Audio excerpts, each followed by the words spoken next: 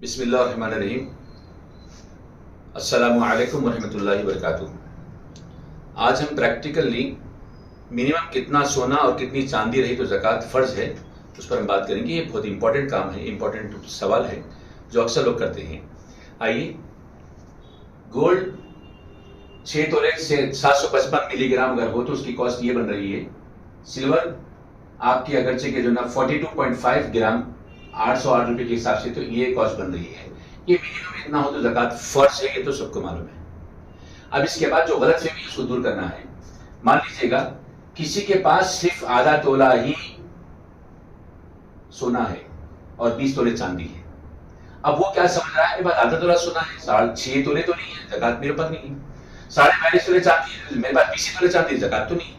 عام طور پہ یہ ہو رہا ہے، لیکن جامع نظامی کی کتاب نصاب علی خان شریعہ میں جو لکھا ہوا ہے وہ یہ کہ دونوں کو جوڑنے کے بعد اگر کسی ایک نصاب کو پہنچ جاتے ہیں تو پھر زکوٰۃ فرض ہو جاتی ہے۔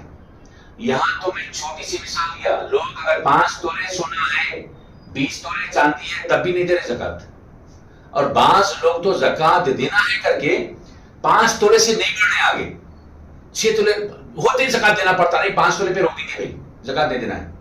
نعوذ باللہ ثم نعوذ باللہ، احادیث میں کیا آیا ہے؟ زکوٰۃ دے کر اپنے اموال کو مضبوط قلعے میں بند کر لو۔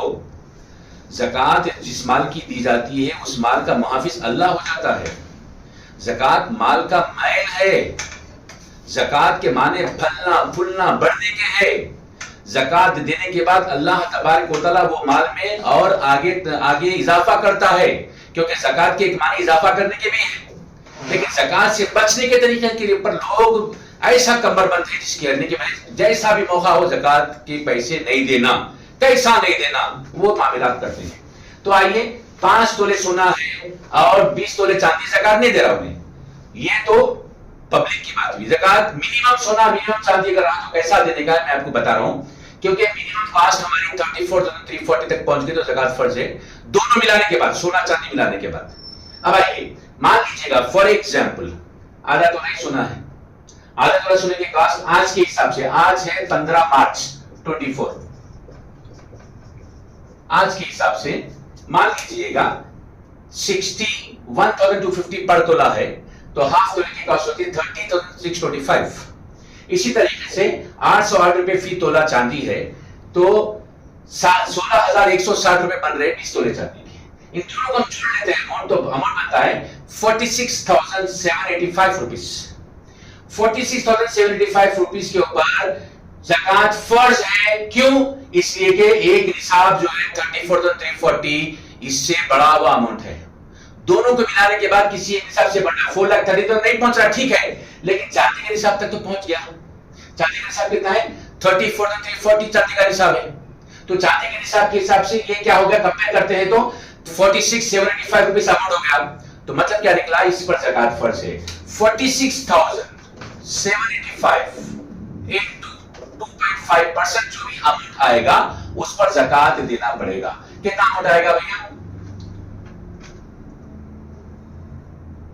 1,100